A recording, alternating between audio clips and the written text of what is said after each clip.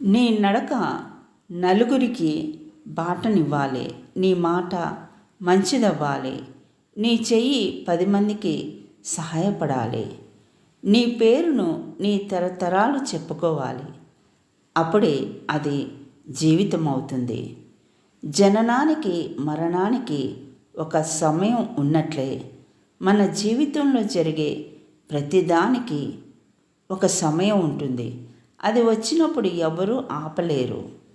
అవసరాల కోసం చేసే స్నేహాలు, అందం చూసి పుట్టే ప్రేమలు, ఆస్తులు చూసి కలుపుకునే బంధాలు ఎక్కువ కాలం నిలబడలేవు.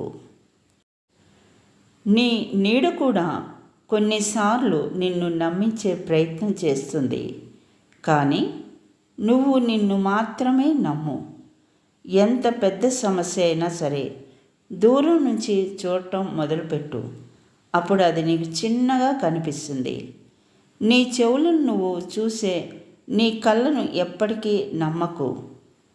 నీతో వాదించే నీ మనసును మాత్రమే నమ్ము. అదే నీకు నిజం చెప్తుంది.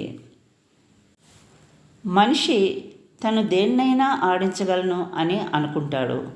కానీ సమయం, కాలం చేతిలో తనే కీలుబొమ్మలా ఆడతాడు. పేదవాడు కడుపు నింపుకోవడం కోసం తెగిస్తాడు. ధనవంతుడు ఆధిపత్యం కోసం తెగిస్తాడు. కానీ ఈ రెండూ చేయలేక మధ్యతరగతి వాడు కాంప్రమైజ్ అయి బతికేస్తాడు. అలవాట్లు సరిగా లేకపోతే ఎంతటి ధనవంతుడైనా సరే బికారిగా మారిపోతాడు. రాతలు బాగుంటేనే నీతులు ఎన్నైనా చెప్పచ్చు. ఓడిపోతే గెలవడం నేర్చుకోవాలి.